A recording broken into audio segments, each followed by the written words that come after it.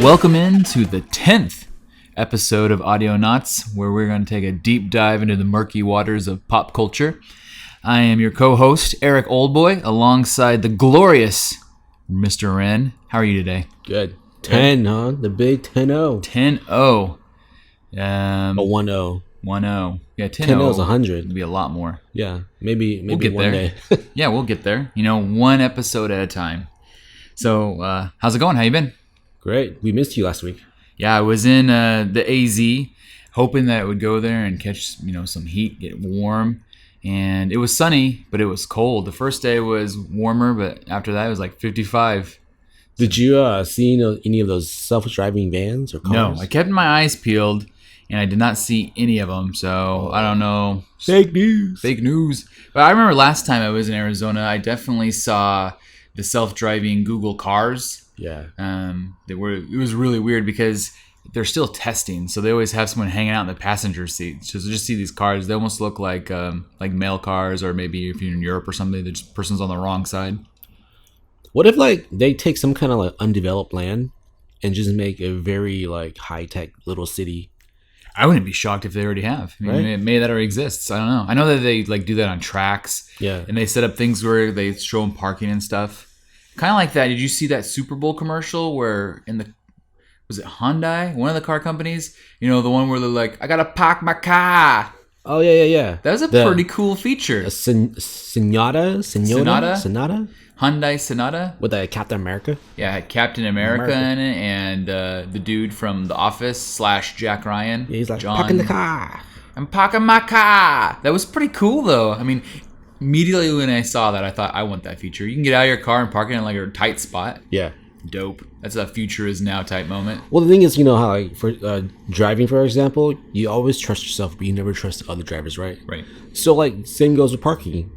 They're gonna hit your car when they get out because you're so close. Yeah, and right. Hopefully this reduces that. Well, and they have those cars now that have been out for a while that will parallel park for you if you can't do it, because so many people can't parallel park. It's insane. They showed that in the sermon, remember? That's right. Yeah. That's right. It was just kind of a bonus thing they showed. Yeah. Did they show the type of car? I wonder if it was a built-in commercial. I don't know. If we would have paid more attention, we'd have been like, oh, that's a BMW. Yeah. What's an Apple car? Yeah. Yeah, what can you do? That's cool. So before we jump fully into the healthy stream, what have you personally been watching recently? Right now, I'm catching up with Lost in Space. Nice. How far along are you? Halfway. Oh, only halfway? It's my lunch show. It's my lunch show. Do you still like it? I love that show. Yeah, so far so good. And then we binge watched Lock and Key. Okay. So we finished that. So right now it's just Lost in Space. Well, maybe let's start with Netflix then and talk about Lock and Key. So I think we have maybe two different perspectives, but in the end they might be similar. Yeah. I read, and I haven't read all the graphic novel series, but I read the first one, and I really liked it, and that gave me, I expected, I think, something maybe different than what the television show presented. What'd you think? Well, unlike you, I didn't read the graphic novels at Right. all. I just kind of got what you told me and the world. Yeah. And so for some reason that kind of shaped my opinion on how it should have been. Right. Which So I screwed it you up. should have never told me, But so I think overall the show's okay. Yeah. I mean, it wasn't phenomenon. You like when you watch Stranger Things, the show's so good. You didn't have that feeling, for me. But overall, I liked it. I think I agree with you. It was a very strong okay. Yeah. I mean, it's not amazing. I think your example is perfect. It's not, you know what? It's not Stranger Things season 1, but maybe it's touching Stranger Things season 3. But for me, I kind of wanted it to be, darker. Yes. And I feel like they kind of rushed the season. Yeah. Well, and what was interesting, because I've only read the first graphic novel, they touched on everything that happened in the first graphic novel, and then they clearly jumped onto the second one, and for all I know, maybe even the third one. So they got, you could have easily made just the first graphic novel season 1. For me, I played a lot of video games back in the day, and I'm huge into RPG. Yeah. And so like the keys to me are like, swords you get, and you kind of like progress through storyline Right. to earn your sword or your key. Yeah. In this instance. So I kind of thought that the show, they gave us the keys too fast, too soon. And like, it's too easy. Like, right. Like Bodhi just like, oh, look, there's a key. And they're just constantly finding keys pretty quickly. Yeah, because in the first graphic novel, they only find like 2 keys. And so they burn through like a ton of keys like right away. Right. But that show was good. It had a lot of good points. I think that the whole setup and mythology of it's really clever. So if you get past the punny name of the whole thing, yeah, the whole concept of these magic keys that do different things is really fun. And what I liked about it is you and I are definitely more into like nerdy type television. We like that fantasy stuff. My wife, on the other hand, is not into that kind of thing, and she really enjoyed the show. Oh, yeah. Well, my wife liked it too. Yeah, and so that was kind of fun. That it maybe what we wanted wouldn't have been the audience for everybody, but what they made was, and it's probably smarter on their part. Well, to be honest, I think my wife liked it more than me. Really? Yeah. I think. I know my wife liked it more than me. Yeah. Because it's the exact same thing. Yeah. It was funny though, after a few of the episodes where spoiler alerts if you haven't watched Lock and Key, fair game. After a few episodes where they revealed the head key, Yeah. And then they revealed I forget what they even call it, the one where you can gender swap. What is this, the gender key? Maybe. But basically the keys that opened up keyholes in your head. Yeah. She was telling me she had this nightmare where she woke up and she said it seemed really real, and she got up in the morning, was putting on her makeup, and she noticed a keyhole under her chin, and she started panicking. She said, oh crap, there's a keyhole under my chin. So she reached behind her head, and there was a keyhole behind her head, and she was like, Eric, I don't know what to do. I've got keyholes in my head. And I was like, don't worry about it. Everybody has keyholes. No big deal. Use the keys. Yeah, use the keys. But and then she woke up. But I thought it was kind of funny that visual image, while not scary, definitely sunk in with her. Yeah. So I thought that's kind of cool. I also saw that Netflix is getting ready to put out Altered Carbon Season 2. Oh, yeah. What was, on a scale of 1 to 10, what was your feelings of Altered Carbon Season 1? Oh, a strong 8.5. Wow, that's a great rating. I really like that show. I really liked it too. So I have to be honest though, I started watching it and I can't because it's been a while. Yeah. I don't remember where I left off, but I got distracted by something else along the way. Like more shows? Yeah, more television for sure. And I never finished it. But I thought the concept was good. Yeah. Well, the fact that, human beings, their body becomes sleeves. Yeah. And you can just interchange your body. It's by cool. Like uploading your, your conscious or whatever. Right. To you like pretty much live forever. Yeah. And it's a cool concept because if they keep doing this, they could like, interchange the main dude and the main gal, Right. The star of the show never has to be the same. Yeah, because this new one is starring, the Falcon himself. What's his name? Anthony Mack. Yeah. He's a great actor, so that's a cool choice. Yeah. Yeah, I'm excited to see how it goes because I never finished it. And I don't want to give anything away because honestly I can't because I don't know how it ends. But it'll be interesting to see, for me, someone who hasn't finished it, how it transitions from the original actor as the main star to Anthony Mack. Yeah. And I think maybe it'll actually work in my favor if I start watching the rest that I haven't finished now and just flow right into season 2. Yeah, I need a recap though. It's been a while. Yeah, and sometimes those recaps they give you are decent, but sometimes it's nice to go back and watch the last couple episodes. Gives you a little bit better idea of what had been happening. Yeah, because one thing I really like about that show is, for example, when they were chosen to become like soldiers or whatever, they took his conscience out and they took his body to go train with somebody else. And then when they met back up and connected his body to his conscience again, he got like all sorts of skills. Got all the skills. Yeah, and your body's like all trained up. We're like, damn, I need to do it to my body. Go to the gym or something, That's such a cool concept. It's almost like, spoiler alert again, on Lock and Key, where with the head key, he started throwing like books in his head. Yeah. So that he would just know stuff. Right. And I'm like, that's so, like, I've often fantasized about that when you're sitting there and you're kind of lazy, you just wish you knew how to do something, that you could just automatically like figure it out somehow. Yeah, just like the Matrix, right? Yeah. It's like, give it to me. I want all that knowledge. Plug it in, you're good. And I honestly, we always talk about the futuristic stuff.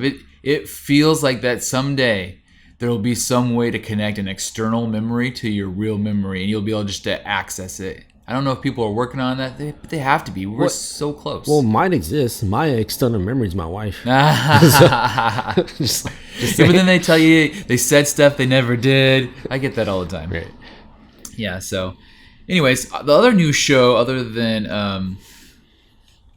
Lock and Key, that came out was Mythic Quest, and that's on Apple TV. And what was interesting about Mythic Quest, and I don't know, have you watched any of that yet? No, I've been trying, but I haven't got a chance to yet.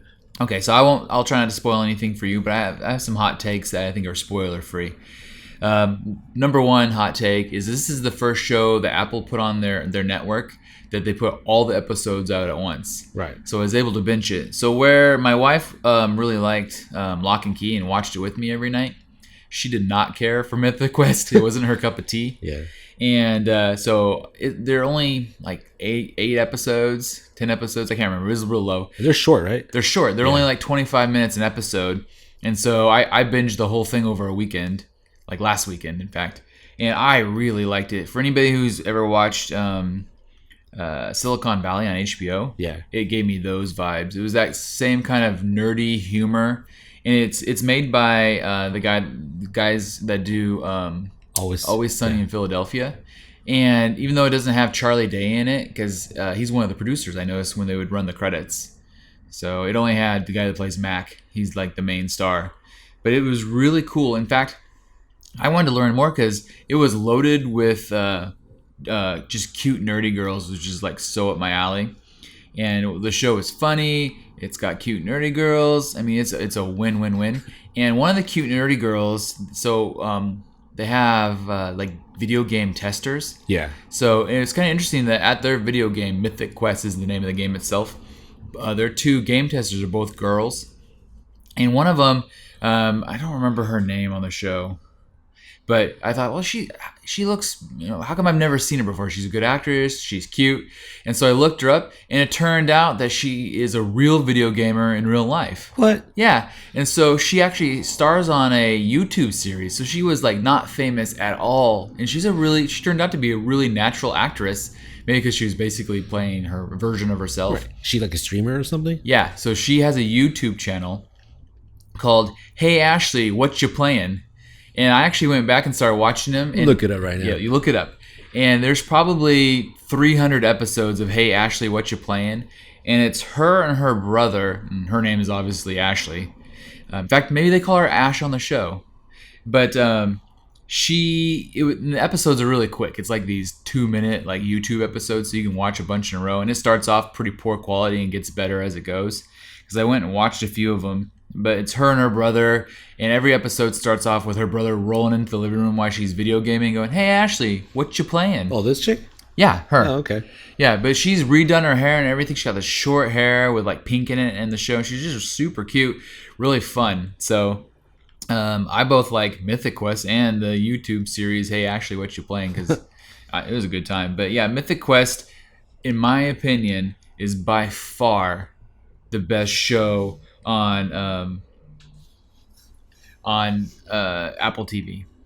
Yeah, so anyways, jumping over from Apple TV to Disney Plus, I haven't been really watching anything new on Disney Plus recently.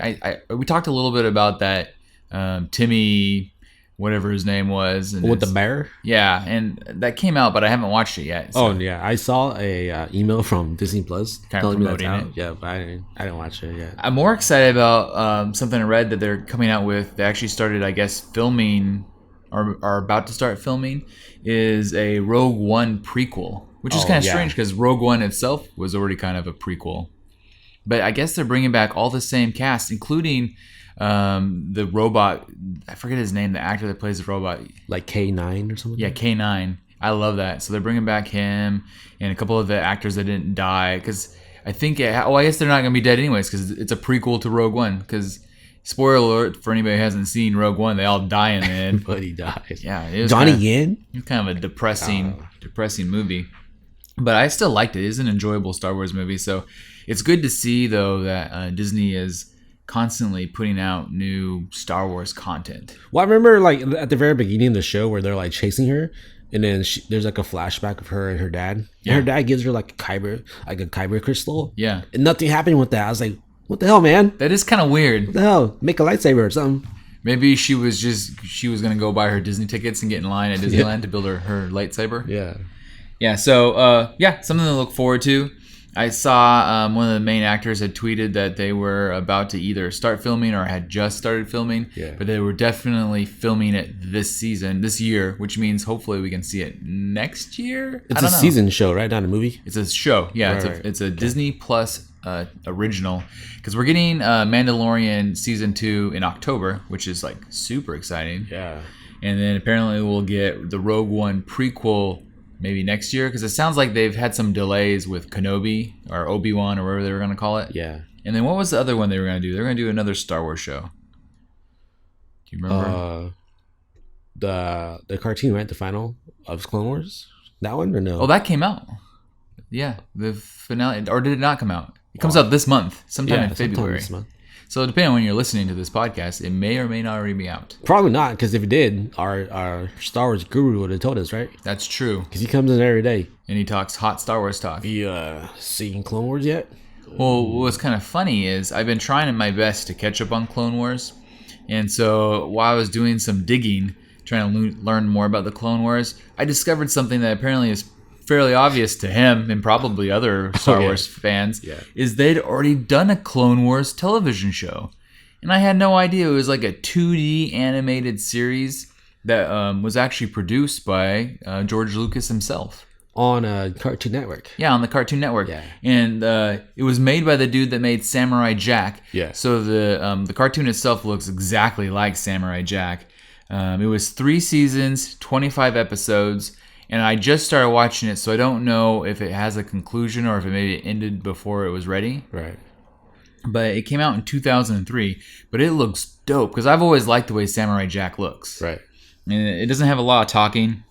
It's all like just crazy action from head to toe. We were talking about it earlier, and back in the 2003, it was really popular to sell the animated cells from a cartoon like that. And it looks like every single animation cell on that thing was meant to be sold in like some sort of store. Yeah. Because everything's an action shot. It's incredible. But yeah, I found if anybody wants to watch it, if you're like down for some 2D Clone Wars action and you haven't already seen it, it's on YouTube, and you can type in Clone Wars 2D or whatever, full series, and the entire thing's there. You hit play and it just goes one right after another. Yeah, we asked our Star Wars dude, and he's like, if you like Samurai Jack, you'll love this show. So yeah, no, it was so far, and I haven't seen enough of it. It's very chaotic. There's just crazy stuff happening kind of all the time, but I was digging it. So yeah, I'm down for the Samurai Jack version of Clone Wars. So I'll let you guys know if I end up liking it or if I bail on it, because I've only watched like an episode and a half so far. Well, the Jedi, when George Lucas made them, they're based on like, the samurais. Yeah. So he's probably like, I want the Samurai Jack guy to do it. And it makes perfect sense to me. So it's definitely a different feel than the 3D animated one that they have going on currently. And I like that one too. So I think it's okay to go ahead and like both. From what I've understood is the 2D animated one is not considered canon anymore. Yeah. So all the crazy stuff that happens in it, not necessarily like gonna affect any plot points from here on out. But at the time, it was canon because it happened between the first 2 prequels, The Phantom Menace and whatever the second prequel was. Yeah. So it's kind of interesting. Jumping over to our friends at Hulu, they've got a couple new shows. One I'm actually really excited about is called High Fidelity. And I was wondering, have you ever seen the movie High Fidelity? I can't think of it right now. So, High Fidelity starred John Cusack. And actually, I think he had his sister in it too, Joan Cusack, and Jack Black and Lisa Bonet. And John Cusack basically owned a record store, and the basis of the story was he was this kind of sad sack record store owner, had these funny record store employees like Jack Black, but he was trying to find love. In fact, I went back because it'd been a long time since I'd seen it, And so I went back and I watched the OG trailer for High Fidelity. And it has that, I don't know if you remember those old like 90s trailers had that voice where the guy's like, a man just trying to find love while running a record store with funny employees. And he like basically explains what you're seeing, because apparently back in the 90s none of us could understand what was happening in a trailer. We needed like a commentator. Yeah, we needed a commentary for the whole thing. But what's super cool is it's a good movie. So if you, I don't know where it's streaming, if you can find it, the OG High Fidelity is a great movie. But they're making a TV series out of it now, and I guess originally it was supposed to be on Disney Plus, but Disney moved it over to Hulu because it's a little bit more, I don't know, grown up, a little bit more adult oriented. And what's kind of fun about it is they've done a kind of a sex swap. And so where John Cusack was the male store owner, now it's a female store owner. And guess who the actress is? Lisa Monet's daughter. Yeah. Oh, I knew it. On your first try, you're an excellent guesser. Yes. We talked about that the other day. You're amazing guessers. Yeah, so Zoe Kravitz, who is like an exact clone of Lisa Bonet. High Fidelity comes out on Valentine's Day. Today is Thursday, but today is Valentine's Eve, if you will. So it comes out tomorrow. So I think that's gonna be a fun show. I'm totally digging it. I'm down to watch High Fidelity. I like the original movie. I think I'm gonna like the show. Time will tell. I think I'll watch it for Zoe. Yeah, give it for Zoe because she's a hot. I don't know why Aquaman went for the mom. Like, I know it's kind of weird, but he had said that he had always obsessed. Can you imagine though? Just take a step back. Yeah. Say you're Aquaman. In all of your life, the girl you've always thought was it, and she's going to be older now because you thought she was it when you were 14, 15. Yeah. Now you have the opportunity to be with her. I can see why that could happen. just like me saying that I always want to get, Alyssa Milano. Yeah. And then now she's like way older than me. It'd still be a win though. Yeah. Yeah. Alyssa Milano's still a winner. Yeah, but like Zoe is like the carbon copy of. That's true. Yeah. That's true. But Zoe, for him, if that was really his dream girl, it's not the same. So I get it. Yeah. But also coming out on Valentine's Day is a show called Utopia Falls. And this show has the most ridiculous title that I've ever heard. It sounds an awful lot like one of those romance novels. The ones with Fabio on the cover. Yeah. And so it caught my eye solely because the name was stupid, and the synopsis of it said that it was a futuristic dance show, whatever that means. And so I sent you the trailer, the tasty trailer, if you will. Yeah. What did you think of Utopia Falls? Well, first of all, I can't believe I watched that. Just the trailer alone. You're just upset. Yeah, I was like, what the hell is this? This is so trash. The idea is dumb. The people there act really bad. I don't know, man. Yeah, those of you who haven't seen the Utopia Falls trailer, the concept is... You don't need to. Yeah, it's true. It's very simple. What caught my eye was the whole futuristic part. So it's a dystopian future, and these kids are it's a bunch of teens. They're all caught in some sort of like futuristic bunker, and they show them they're dancing around. They're like, kids from Glee doing their thing, and but it's kind of like, I think you pointed out before we got on air, that it's kind of like Footloose, where they're only allowed. Where Footloose, they weren't allowed to dance at all. Like, we don't like dancing. Here, they're only allowed to dance to whatever weird ass music they've kind of decided to. Just like one type of music. Yeah, what the thing is. Yeah. And a couple of them sneak out and they find this kind of like museum of like cool stuff from the 90s and 2000s, and they get exposed to like Busta Rhymes. Yeah. Like hitting it real fast, and all sorts of other like weird media. It'd be funny if like they come across like Pussycat Dolls or something, They all like dancing sexy, and then the teacher's like, "What is that? That's forbidden. We're bringing sexy back. Listen." Yeah. It's so bad. But I did see like laser guns. Pew, pew, pew. Yeah, there was some laser guns, right? So laser guns and dancing. I don't know what goes better, but back in the like early 2000s, late 90s, they had tried this weird genre mix-up before, where they took dancing and singing and shoved it in like a very more serious type of show, and it was called Cop Rock. And Cop Rock was bizarre on a whole nother level, because they not only were they dancing around, but they were straight up singing like musicals. Yeah, I've never seen that. It's crazy. So they'd be like cops grabbing the criminals, and they'd start like a duet about singing and getting caught and all sorts of stuff. This is weird like that. Well, I've never been a fan of like musical stuff. You didn't like watch Glee or anything? Well, I watch Glee because I have a little sister. Yeah. Well, maybe your little sister. Oh, I'm gonna ruin your life and tell her about it. No way, don't tell her. She's grown up now. She's 16. Yeah. Well, these are all like her age. This is her peers. It's perfect. Yeah. So Utopia Falls is basically like Maze Dancer or Hunger Games. Look at my legs. Oh, you yeah. know? Foot Glee. No. Foot. We need Foot Games. Foot Games. There you go. Yeah, it's terrible. So I don't know how like producers and greenlit? direct. Yeah, exactly. Like I have a great idea. You know, It's like they're running out of ideas. Like, dude, you need to listen to our podcast. We have lots of ideas here.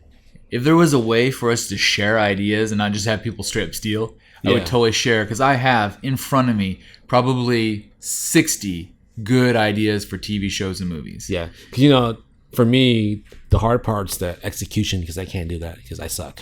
Well, I mean, we're idea men. That's really what it is.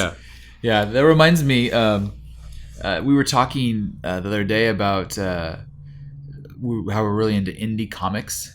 Yeah. And there's some really cool ones that are on, and I think we're gonna try to see if we can work out some interviews with some of these indie comic guys, because what they're doing is like next level.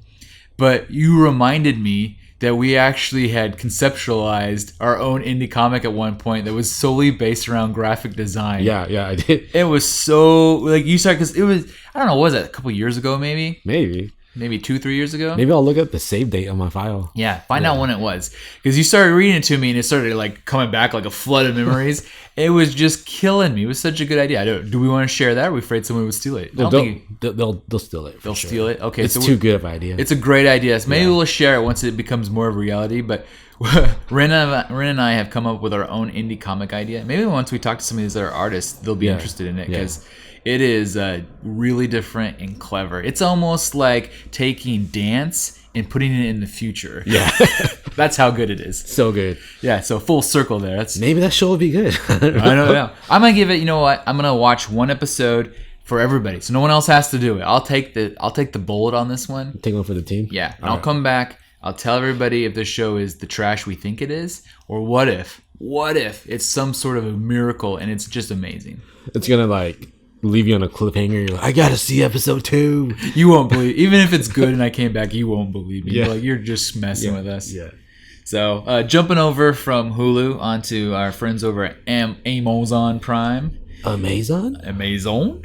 There's that new show that actually had a commercial during the Super Bowl called Hunters. Right. Yeah, I saw that. That one looks super cool. Starring with the Nazi, right? Yeah, they're hunting Nazis. Yeah. And who doesn't like to kill Nazis?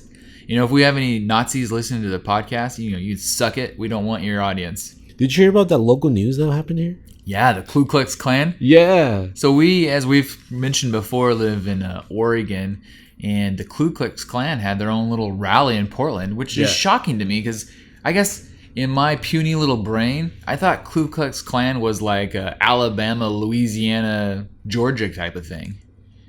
I was wrong. They're everywhere. Well, they're supposed to do it, right? But they didn't show up. Oh, they didn't show? Yeah. So the story is they had a plan. They were supposed to go rally in downtown. Yeah. They didn't show up, but then the Antifas came. Oh. And I did shit, and then they got arrested. Well, okay.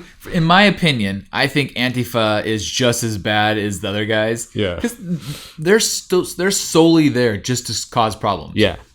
So they caused problems by themselves and they got arrested. So. What a bunch of idiots. Yeah. They're like, well, we're anti-fascism. I'm like, okay, good. That's fine and all. But why do you have to break everybody's windows? Yeah. Why do you have to start fires in the middle of the street? That's why we don't work downtown. Yeah, I'm glad we don't, because there's just too... Portland, for those of you who don't live in the Pac Northwest, Portland is a hotbed of people just like throwing riots and having get-togethers and just doing all sorts of stupid stuff in the middle of the streets. Yep. And I'm glad we don't have to deal with it. Personally. Plus there's traffic. But anyways, back to Hunters. Oh, okay. The more entertaining version of, killing Nazis. It stars our dear friend Al Pacino. And I'm kind of excited about that. I mean, Al Pacino's great. And my favorite line from the trailer is, you know what the best revenge is? Revenge. I'm like, what the... Hopefully the rest of the writing's better than that. But it's produced by Jordan Peele, who is making a living at this point of producing things that's kind of about the underprivileged or the minorities kind of getting back, getting theirs in, which I dig it. They deserve it. That's fantastic. Jordan Peele's a really good producer, director, writer, actor, and so just because he's behind it and it stars Al Pacino, I'm all in on this one. Ted Mosby's in there too. Wait, Ted Mosby? What's his name in real life as an actor? Josh Radnor. Josh Radnor? Yeah, Josh Radnor. Oh, is that the cast right there? Yeah. Anybody else good? Logan Lerman. I don't know who that is. Oh, that's the dude that played Percy Jackson's, right? Oh, Percy Jackson and the Fire on Your Crotch, or whatever those movies were called. My little sister loves him. Yeah, I heard that they're going to reboot. That's another topic for another day, but I heard they're going to reboot Percy Jackson. They should make that into a show. They should. Does Disney own it? I don't know, but they own everything. I'm a big fan of like Greek mythology and stuff like that. Yeah, and I think the movies was just they're kind of lame. They wanted to be Harry Potter, but they didn't figure it out. Yeah. So if they make a show out of it, I'll watch it. Yeah, me too. I think you're right. If they put that like on HBO Max or whoever can put it on and do it really well, I'd be down. That'd be super cool. So supposedly Hunters is inspired by true events, which also makes it cool. And it comes out sometime this month. I'm not sure the exact date, but I'm totally down for that one. And it's based in Oregon. I'm just kidding. Is it? I was like, no. Well, you got all the hot takes. I didn't even know. That would be super cool. Let's see. Looking at my list of tasty trailers, there were some good ones. The tasty trailers, yum yum yum yum yum, came out. Have you seen the trailer for the new Invisible Man? I've seen that multiple times, like around. I watched it once, but it's always being played everywhere. Is it? Yeah, it's. I think it's really like on the cusp of coming out soon. Yeah, because it stars that one chick from Mad Men. Yeah. And Elizabeth something. Handmaid's Tale. Yes. Yeah, and she's a good actress. Yeah. Peggy. So I saw the early reviews come in for this movie. And Invisible Man has been made a bunch of times. This is not the first time they've done this movie. In fact, there was one time, I think Kevin Costner was in a version of The Invisible Man. I don't know if it was the same name, but it was the same concept. Wasn't Kevin Bacon one? Damn it, that's what I mean. Yes, Kevin Bacon. I got my Kevins confused. Yeah. In my mind, I was visualizing Kevin Bacon, but I said Kevin Costner. Wasn't that the first one? It was one of them. Like I said, The Invisible Man has been made into a ton of movies. That's probably the one I saw. Yeah. So this one looks pretty cool, and the reviews, the early reviews, I've seen them start kind of trickling in, and people like it. In fact, one guy, and I don't know his quality of reviews, but he's a professional critic. Right. He was basically saying it was so good, he wanted to go see it again immediately as soon as it was available to the public. What? So I don't know if it's just like it was his cup of tea or if it's that good of a movie, because the trailer is hard to tell. But she's a good actor. The concept has always been kind of cool. I don't know. I'm down. And is this part of... Wasn't it Paramount was doing like all the monster movies? Oh, like the Dark Universe? Yeah. Is this part of the Dark Universe? I think they took a step back from calling it all that, but I feel like it's still... Yeah, because The Mummy was really bad. The Mummy was bad. But wasn't there another one too? I feel like they've done a couple of them. I think that after The Mummy was such a fail, they took a step back and they're putting these movies out still, but they're not calling it part of the Dark Universe. But in reality, it sort of is. And someday they'll try to sell us all of them at once in some sort of amazing like package. Yeah, they're like, these all belong together. Yeah, you didn't realize it, but these are all part of the Dark Universe. So I wonder if like the Invisible Man like gets cold. I feel like he never gets cold. Well, in the trailer, like it was kind of cool. Like she knows, she can sense he's there. Yeah. And she's like, looked like she was trying to crawl and hide maybe in her attic. And she throws like a thing of paint on him and reveals him. Yeah. So does he have to get like butt ass naked to be invisible? Invisible? So, right? I would guess. Otherwise, you'd see the clothes. Yeah. So it's kind of a weird deal, the whole Invisible Man. But I mean, that concept's been around forever. Yeah. But the other tasty trailer I saw was for a show called The Iron Mask. Oh, dude, I watched that last night. Go, tell me your thoughts. I knew nothing about it, right? Yeah. I was strolling through YouTube. Yeah. I'm like, yo, Jackie Chan. Yeah, Jackie Chan. I'm a big fan of Jackie Chan. I know. And I watched it. I'm like, what the hell? Arnold's in here too. Arnold Schwarzenegger. I was like, what the trash, dude? It's It looks so bad. So bad. It looks like a direct to like, I don't know. I used to say direct to video, but I guess it'd be like direct to streaming type movie. Because I saw like there's a man, the Iron Mask dude in there too. Yeah.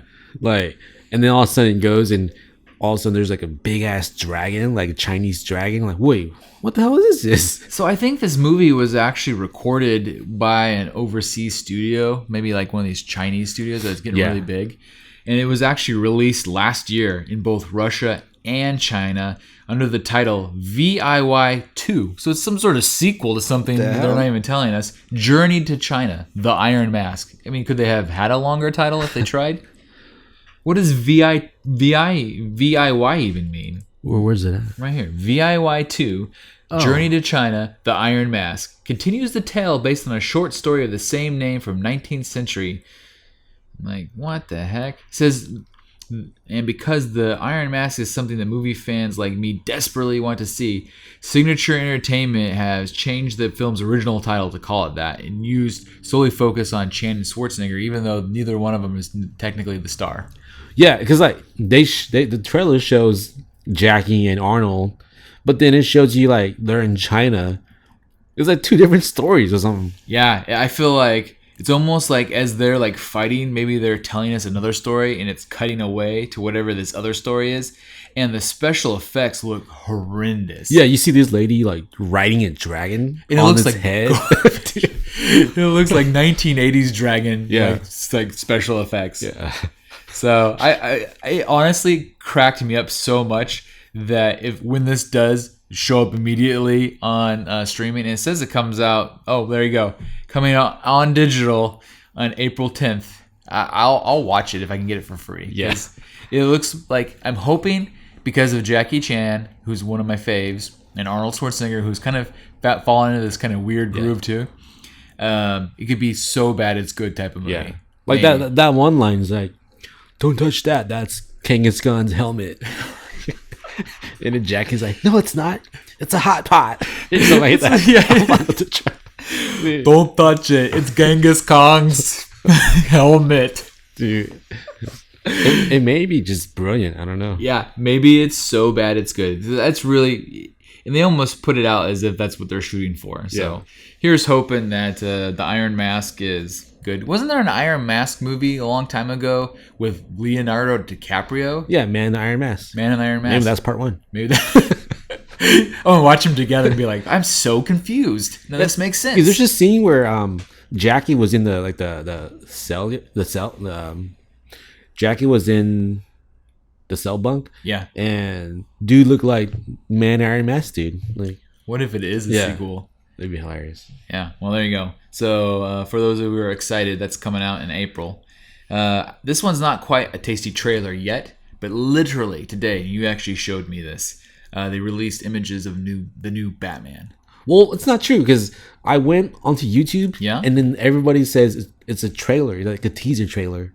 Oh, I didn't see a trailer. Did you? Yeah, you did. Yeah. Well, tell me about the teaser trailer. I missed out. Well, you saw the images, right? Yeah, it was all in red. Is that all it is? No, it's actually like him like walking in a way, and then the camera kind of pans out to see his like chest. Yeah, and you see him, and he like gets all sad looking, sort of thing. So, in your opinion, on a scale of Val Kilmer to Christian Bale, where is this Batman gonna fall? Just Batman himself, not the movie. Just Twilight, sprinkly Twilight boy as Batman with this costume. It's gonna be the best one. You think? Are you honestly believe that? Yeah. Or are you just talking? You heard it here first, dude. I believe it's gonna be the best one. Why? What is your reasoning? I don't know. I just have a feeling. All right, as a DC non-compliance guy, because it's not my thing, I don't have a lot of hope for it. But the costume did look pretty cool. Yeah, because it reminded me of like the Batman game, Arkham Knight. Yeah, it looks like that. It does. Really, and that's cool. Yeah. So yeah, maybe the visuals are great. Here's hoping that little Twilight guy can act his way out of a Batman suit. He will. It's gonna be great. Because I heard that they're gonna make his eyes white. Well, that'll make it cool too. Yeah. Because when they did that with was it George Clooney's Batman?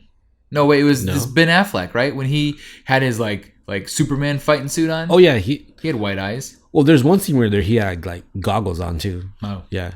But it was never like, white eyes like Deadpool. I want Deadpool eyes on him. And I think that the white eyes makes him even more intimidating. Yeah. Like he's gonna go out there and kick some Batman ass, and you're gonna be scared about it. Yeah. Well, if you zoom into the image that you saw, Yeah. you can see like his mask had a bunch of stitches on there, so it looked like it was like leather or something. Oh, okay. So it may be like his beginning costume before. That's what I'm wondering. Is this an origin? Well, I don't know. I don't know anything about it.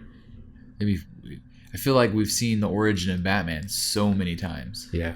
But I mean, well, there's your tie right there. Arnold Schwarzenegger was in Batman. Remember? Oh yeah. He was Mr. Freeze. I'm going to freeze you. You're like, oh my gosh.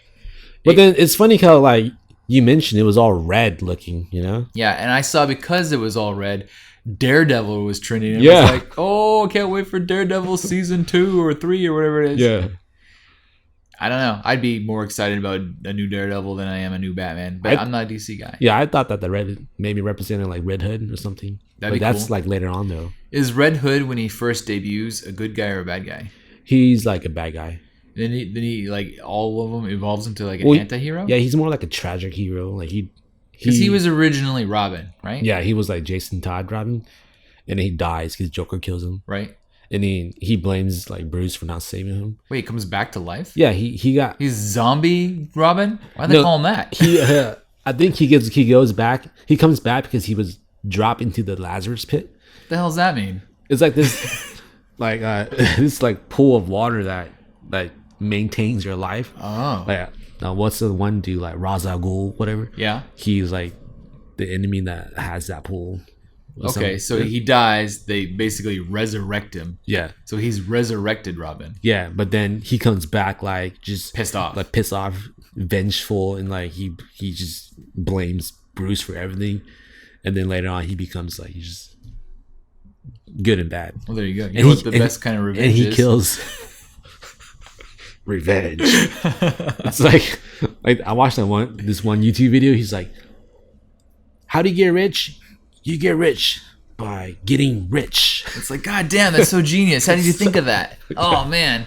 How do you start a podcasting show? You start a podcasting show. Genius. Oh, man. Well, there you go. That's really the key to life with anything. If you want to do it, just do it. You don't need to have some fancy way about it. Yeah. But yeah, so I don't know. I don't know if I'm more or less excited for Batman. Your excitement for Batman makes me more excited. Yeah. So maybe I'll come around. But so far, I'm not so sure. Do we have a date when it comes out? Next year, I think. It's a 2021 type situation, which is fair enough. I mean, I feel like they teased it so soon. Like, well, I think they're trying to build hype. Yeah. I think they got to get. There's probably, because of they're taking some chances on this, there's a buy-in factor. well, one thing is too that like a tie back, freaking Zoe Kravitz is Catwoman in there too. Really? Yeah. Well, that makes me more excited. I actually Yeah. really dig her. She'll be a good Catwoman. Yeah. Yeah. So I'm down for that. I'm telling you, this is gonna be the best Batman ever. Okay. I'll buy what you're selling. We'll see. So let's take a quick break, and after we get back from break, we're gonna do our full advantages. We're going to hit the news jacuzzi. We got some hot Harley Quinn news. We got some Girl Scouts and weed news. We got Cry Me a Cockroach, and I've got some devastating news for Mr. Wren. Oh no. And so we'll share that next. Welcome back. We are here to talk to you about some cool stuff. I want to talk about the full advantage category, which we introduced a few episodes ago. Basically, where we share maybe a piece of knowledge that maybe you know, maybe you don't know. And we want to take everybody, or give everybody the opportunity to take full advantage of this cool facts. Full advantage. Do you want to go first today? Yeah, we haven't really been taking full advantage of this. Yeah, we don't full take advantage. That's true. Well, mine's pretty simple because last episode we told you guys that we have a lot of like Apple product. Yes. And you may know this, but a lot of people don't know. And I think we need to assume with the full advantage category that we're helping those who don't know, and you don't have to feel bad about not knowing. You know when you're like texting or writing something Okay. on your phone, right? And you're trying to like go back to a word where you can't like you misspelled or my big fat thumb. I'm trying to pick on it, and I'm like highlighting the entire word by accident. It's hard, right? Yeah. But my full advantage is that you don't have to do that. You can just press the space bar You click and hold the space bar, Yeah. and you can move your hand like a cursor That's awesome. to anywhere Within the body of text? Yeah. And I'm going to be, so if anybody's embarrassed, they're at home saying, God, everybody knew that but me. I didn't know that until Ren showed me. Yeah. So he showed me that. I'm like, oh, because I am that guy that was sitting there. I was smacking my finger on it. I was having a really hard time because I kept like selecting like the whole word or jumping in the wrong word. Yeah. Click and hold the space bar and move it to where you want it. And it does it. It's pretty cool. That's awesome. Full advantage. Well, that's for the iPhone. For the iPhone only. Yeah. So that's I'm not sure about the Samsung. I don't have a Android. Samsung. So for all you guys that have Android, suck it. That's an iPhone full advantage. Yeah. So yeah, that's awesome. I dig that. It's a really good one. Samsung's probably like, we've done that for years. Yeah, I'm sure. Yeah, Apple stole it from them forever ago. Yeah. So my full advantage, and because we're sports guys, we talked maybe in a few episodes ago that we could probably do a whole nother podcast just on sports. Oh yeah. This is for those who don't necessarily follow sports, because I would think if you're a real sports fan, you may or may not already know this, but almost every single professional team in basketball, NFL, has an app. And what they're doing now on these apps is when the team wins, you get something for the win. In the old days, when you went to your favorite team, and if they scored like 100 points, if it was basketball, or if they won the game, they would hand out like a coupon at the end of it. I remember we used to go to the Blazer games, and if they won when you're leaving, they'd hand out like, was it Gorditas or what the hell? It was some Taco Bell thing. No, it was And I press K. Yeah. If I said the wrong thing. So, did it start with a T? It wasn't tacos. It was chalupas. Chalupas. Yeah. That's right. So I had to imagine it in my head. So for an example, in the old days, when you go to like a Blazer game and they hit 100 points, when you left the stadium, the people would hand you a coupon for a free chalupa. Yeah. And it was super cool. And then they moved on to like McDonald's stuff. They used to give away like breakfast sandwiches and things fries. like that. Right? I think so. Currently, they're still doing this. So when the Blazers or any team, I think, has these 100-point or victory type win things, if you have the app of your local team and download that app, whether you watch the game, whether you've attended the game or not, you could take advantage of these freebies. And so currently the Blazers, I'm just bringing up the Blazers because that's where we're located, are giving away McDonald's chicken nuggets. Yeah. So every time the Blazers score 100 points, if you have that app, you are automatically qualified for these free chicken nuggets. And all you have to do is go to the McDonald's the very next day to collect. Yeah, you show them your app and it shows you the little coupon. Yeah, they just scan it and you're good. And it doesn't cost you anything. You don't have to buy anything else. But all the almost all the teams do it. So whether you live in Charlotte or whether you live in New York, these apps are there and you don't have to be a sports person to be into it. Figure out what they're giving away. It's usually with one of the big chain restaurants. Yeah. Like for a while, I think it was Seattle, the Seahawks was giving away a free appetizer from like Applebee's. And so every time they won the game, you could go, no, it was Red Robin. They had a deal with Red Robin. And so you could go get a free app if they won the game. So you had to go on like a Monday because it was usually you had to wait for Sundays. Yeah. So, but what's nice about basketball, if you have a basketball team located in your state, download the app and you'll see what the freebie is. And you'll be able to go to one of these restaurants and collect on it. So that's my full advantage. Oh yeah, I remember that one time Isaiah Thomas went up to the stand. Yeah. Because the fans were talking trash to him. That was just recently. They're telling him to miss the free throw because if you miss 2 free throws, they get like Frosties. Frosties. Yeah. That just proves my point that it happens in every stadium. Yeah. And so yeah, those fans were talking to professional NBA player Isaiah Thomas, and he ran up into the stands to say, "Listen, man, it's just a Frosty. Yeah. You need to chill. Calm your ass down. It's just a Frosty." They took full advantage of him. Yeah, maybe I'll do some more research because it might be interesting to hear like who gets the best stuff. Because that'd be kind of fun to know which sports team is giving away the best freebie. Yeah, because you hate nuggets. I like chicken nuggets. I mean, McDonald's. I hate McDonald's chicken nuggets because I guarantee you those like 50% like rubber tire, 50% like rat bones. It's not good. It's not, as far as I can tell, it doesn't seem like real chicken. That's why it's so good, man. You add extra sauce to it. So if anybody wants to take full advantage of my chicken nuggets, I'll give them to you because I don't want them. You know, my favorite nuggets right now are actually from Chick-fil-A. Chick-fil-A. Yeah. So I've been doing, like we mentioned last time, the dumb keto thing, and they have a naked nugget that is really good. So I dig the naked nuggets at Chick-fil-A. Oh, really? Yeah. Oh. But if you're ever there, if you're actually on keto and that's all you're eating because you're not enjoying French fries, Order like 3 or 4 packs of them because it's tiny. Wait, wouldn't it just be like a piece of like breast? Yeah, it looks weird as hell. So imagine literally cubed up chicken chunks. Yeah. But they've burnt it so you can see like the grill marks on it, and it's the seasoning. So their Chick-fil-A seasoning is still covering it. Yeah. But it's just not fried with like the crust. Yeah. So naked nuggets are good. Back when I wasn't on keto and I was just gorging myself with the delicious fast food, Wendy's. I love me some Wendy's nugs. Spicy nugs. Yo, 4 for 4, dude. 4 for 4 is Best deal. Oh, that's a deal and a half. There's a full advantage. If you haven't tried the 4 for 4 and you don't care about your arteries, do it. Well, you got an extra full advantage today. Super good. That's your bonus one.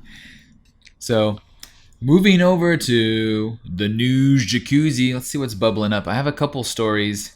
They're kind of fun. So, did you see the new Harley Quinn movie? I did. What did you think? I loved it. Loved it? Yeah. I liked it too. I liked it a lot. In fact, It was like a kick-ass like movie from beginning to end. It was awesome. yeah, you know what was interesting about it though is everybody I know that's seen it, like myself, my wife, my kid, we all really, really enjoyed it. Yeah. It was surprising when I ended up because I don't know about you. Was the theater you went to full? Mine was, yeah. So the theater I went to, and to be fair, I go to this little local movie theater, and it's never super full, but generally it ends up getting almost half. Yeah. There were 4 other people, and this was a Saturday showing at like 2 p.m. There was no reason, and this was like the debut Saturday. And I was like, well, that's kind of strange. This is a pretty good movie. I looked it up, and sure enough, the internet was like just a flutter with the fact that Birds of Prey was not making the money they'd predicted it. It still did good, but not as good as they'd hoped. It had like really good reviews too, though. It had good reviews. The acting was really great. The story was a little light, but you know, that's DC for you. Yeah. For me, it's right. We were talking about that. I think it goes right at the top up there with like Wonder Woman and The Dark Knight. Yeah. It's better. It's better than Shazam, and Shazam was pretty good. I think for me it would be Dark Knight, Wonder Woman, Harley Quinn, and then Shazam. That's a fair list. I might swap Wonder Woman to the top because I really, really liked Wonder Woman, and I'm deeply in love with Gal Gadot. Yeah. So, but I'm also deeply in love with Margot Robbie. I mean, if DC has done anything right, they've hired the best actresses. Yeah. It's like that works for me solely. But just the ladies though, right? Just the ladies. Yeah, actresses. Yeah. The female actresses are great. But what was interesting, so I went back and they had predicted the movie to make like $55-60 million. And in the end, it only made like 30. So that's not a bad debut, but it's not at all what they expected. In fact, it's not good enough that they've said they probably won't necessarily make a sequel to it. It might have been kind of a one and done. Yeah. I don't think they need a sequel. Well, most DC movies don't seem to have sequels. They just keep starting over. Yeah. And so, but they wanted to resell it. So the movie is called Birds of Prey: The Emancipation of Harley Quinn. And you forgot fabulous. Oh, it has the word fabulous? Yeah, I think so. Fabulous. So the emancipation of the fabulous Harley Quinn? Or something like that. I don't know.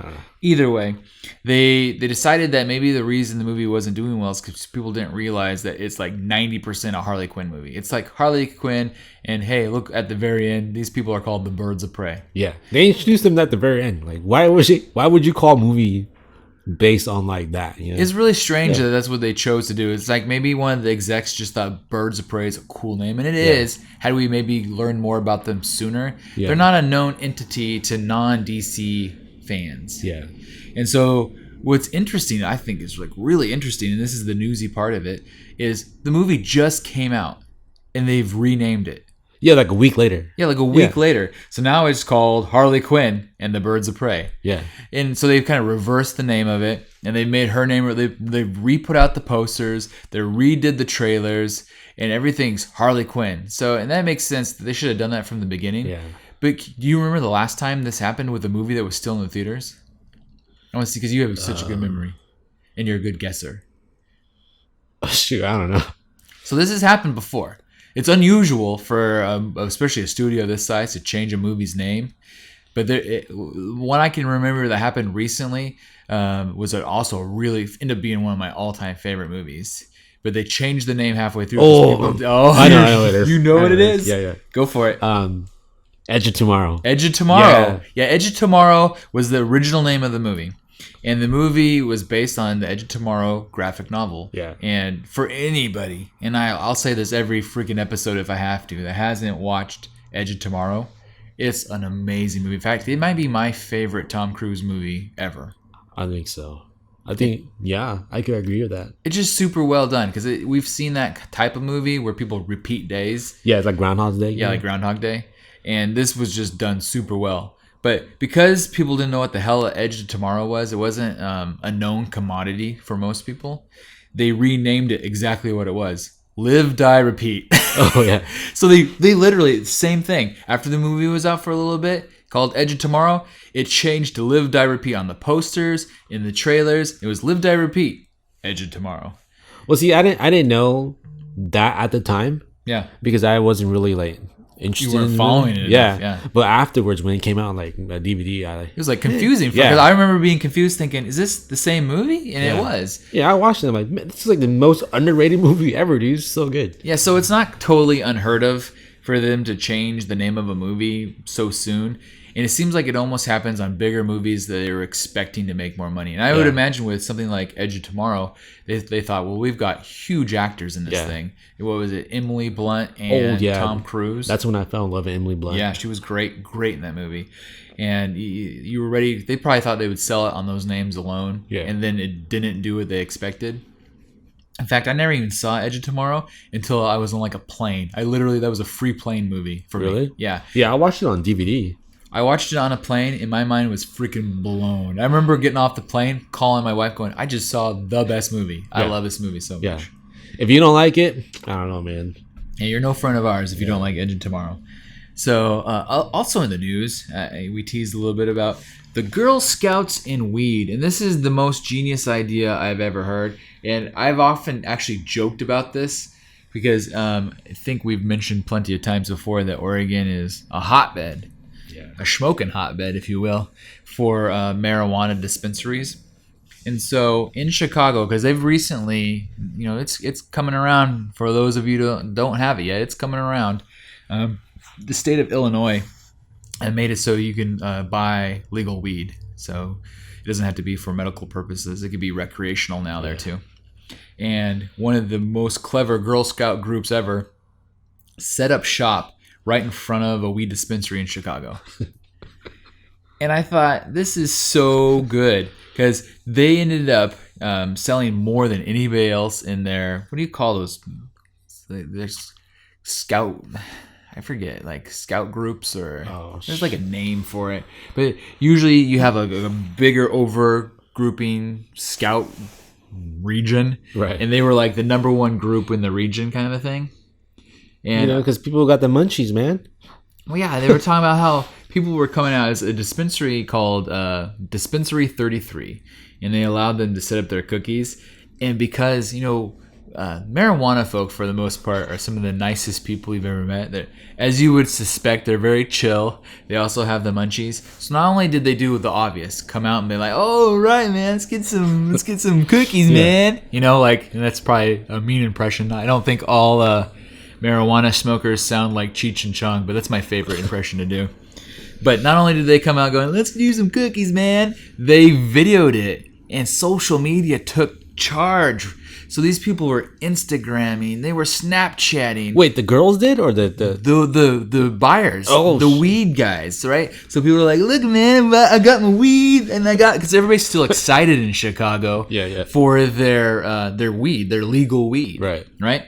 So people were just feeling it. They're feeling good. And so they're posting, like, I bought my cookies. I bought my gram. I got my gram and my grams, Because it's like for them, it just clicks, right? Yeah. Later on, I'm going to have the munchies. It's like peanut butter and chocolate. It was like the perfect fit. Don't tell that to my wife, though. But yeah, I just thought it was such it's the most heartwarming story about weed and cookies you can ever have. So it was pretty cool that both the Girl Scouts didn't give them a hard time about setting up shop in front of a weed dispensary. Yeah. It was extra cool. The dispensary recognized that this is a fun, kind of cool thing, and that the Girl Scouts, that money all goes back into the Scouts anyways, and that's a really good program for young women. And in the end, it just ended up being such a fit. I hope we see more of that, because I've never noticed it here in Oregon. Because, like I said, we have dispensaries. We have more dispensaries than Starbucks, and I've never really seen any of the scouts. They're usually out in front of grocery stores and things like that. Yeah, maybe because Chicago is like, it's so new over there that they're yeah. And I think that was part of it. But yeah, between the social media hit that they got, these kids sold all their boxes and then some. So that was super cool. So good on you, Girl Scouts. We love it. My next story is perfect for tomorrow. And by the time we actually release this, it'll be after Valentine's Day. So you'll have missed out. So hopefully you just know, or you could probably do it for next year. So our next news story is called Cry Me a Cockroach. And it turns out that the San Antonio Zoo has come up with a really fun way to celebrate Valentine's Day for those who necessarily aren't into Valentine's Day. So what, the single folks? Well, those with exes. Oh. So I'm assuming if you're with somebody else, you're not worried about your ex, you're over it. But let's say you just recently broke up and you're real PO'd at your ex because they're a real douche canoe, ass clown, that sort of thing. What they're doing is, for $5 is all, they will name a cockroach after your ex. So let's make up a name. Let's say my ex is named Tanya. I'll use Tanya because I don't have an ex named Tanya. My wife can't get mad at me. So I hate Tanya. She's a real B. I can name, for $5, they will name a cockroach Tanya. Now wait, the best part is after they name the cockroach Tanya, they feed it to an animal. Now, if you really hate it, let's say Tanya she sucked, and I was happy to pay the $5 to have them name the cockroach Tanya and feed it to whatever animal it is. But my ex, Stacy, was even worse. She was, Satan herself, right? I could pay $25 for them to name a rat after her and feed it to a snake. How great is this? Do you get to see it happen or what? Yeah, so it says you'll be able to name a cockroach after your ex, and they'll serve it up as a snack to one of their animals for only $5. If your ex was a snake, you can even name a rat after them and feed it to a reptile for $25.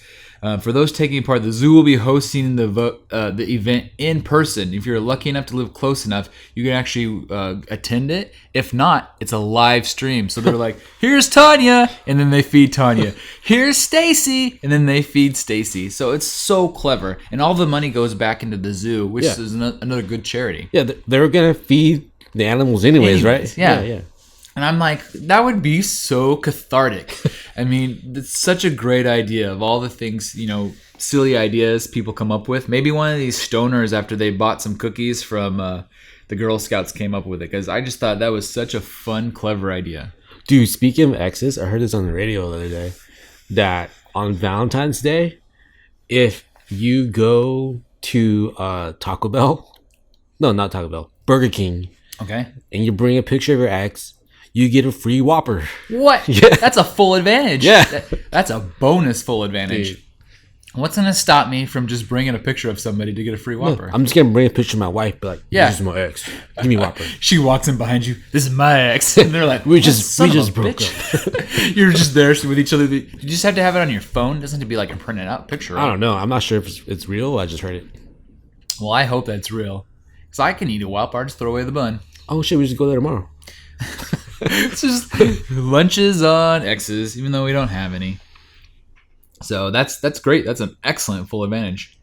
And then my last story, actually, I have two. My second to last story is going to devastate you. Yeah, that's what I'm just waiting for. You're waiting, yeah. You're waiting, just thinking, how's my day about to be ruined? So, do you remember, and I remember this very well for some reason because I always thought it was strange.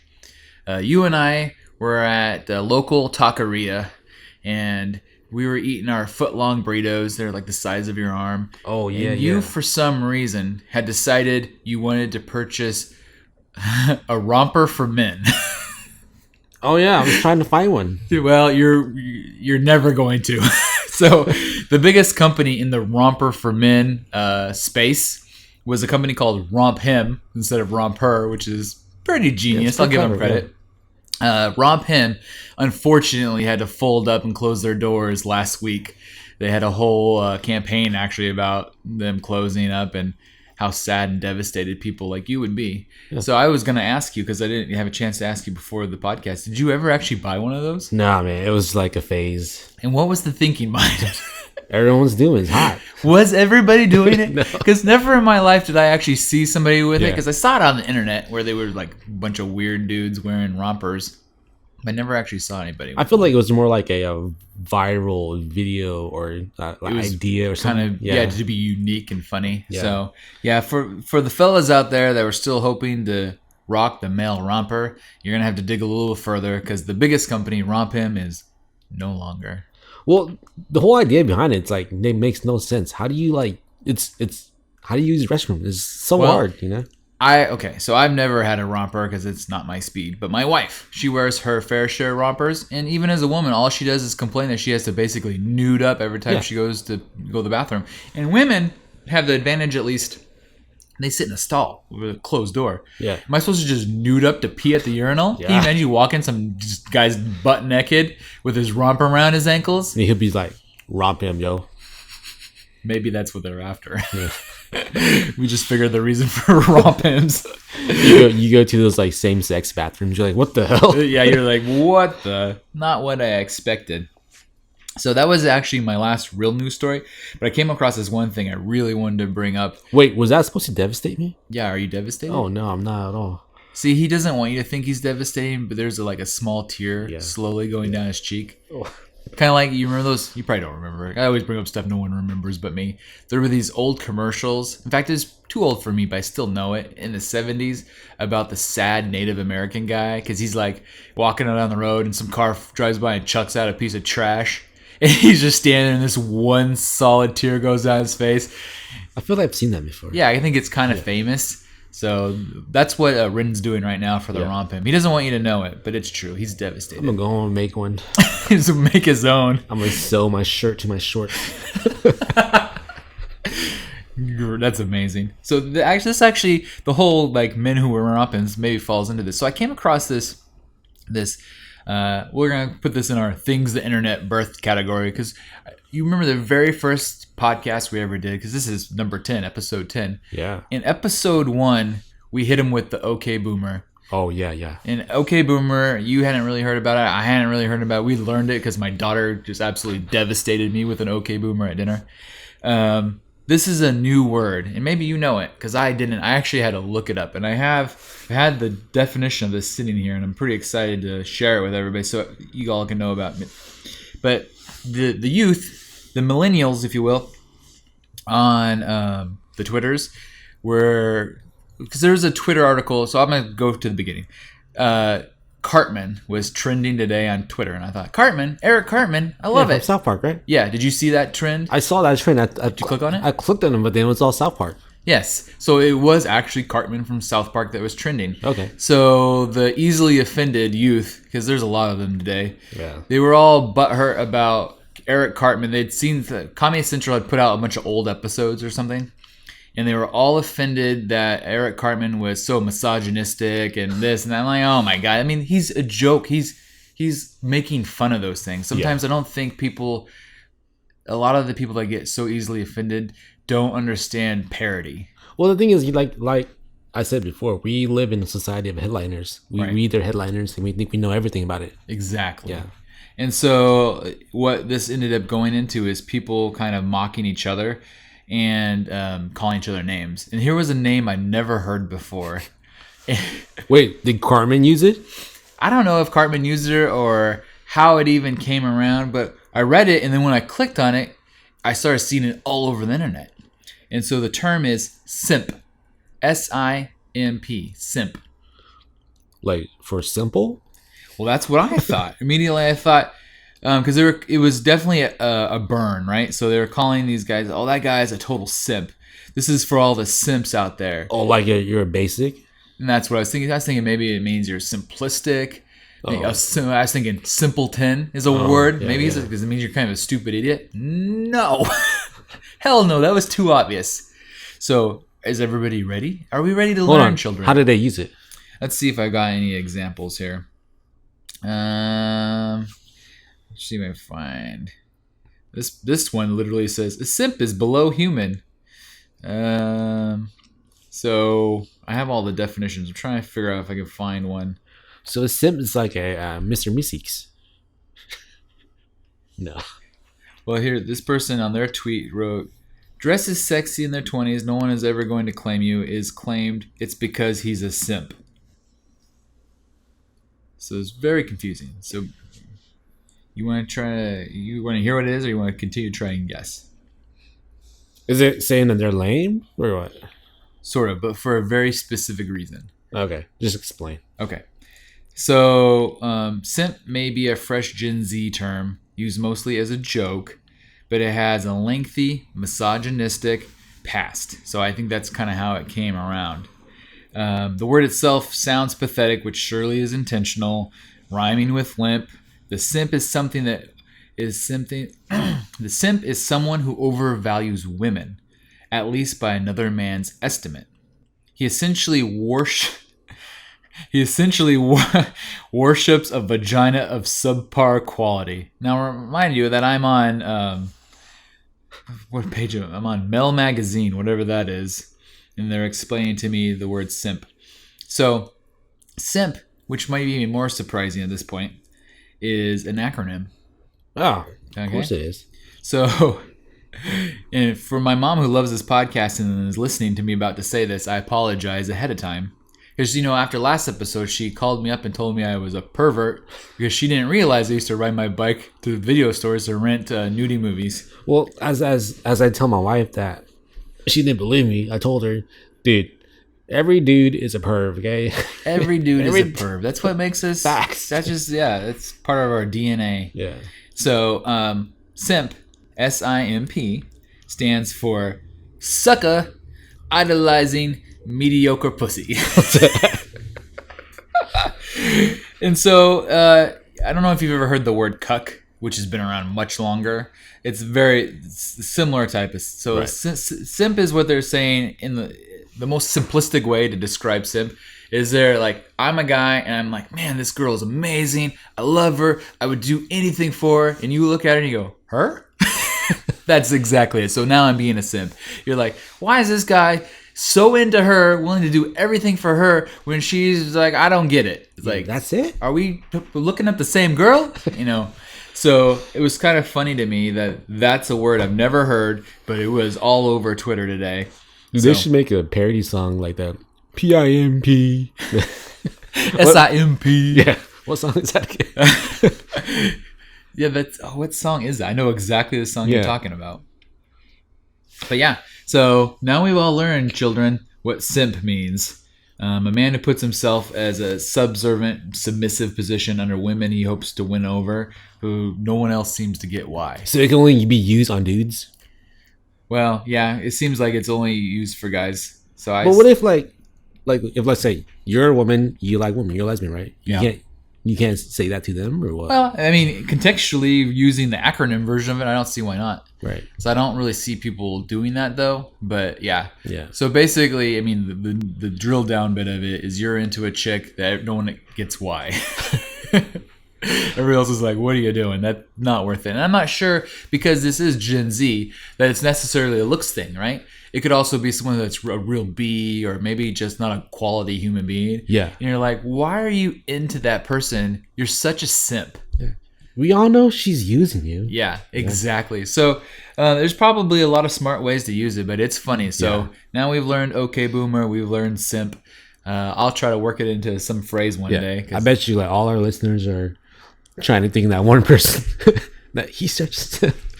Should be like the first person that uses simp in an exceptional way on our Twitter account will send a free gift or something, some sort of prize. Yeah. So I could probably figure that out.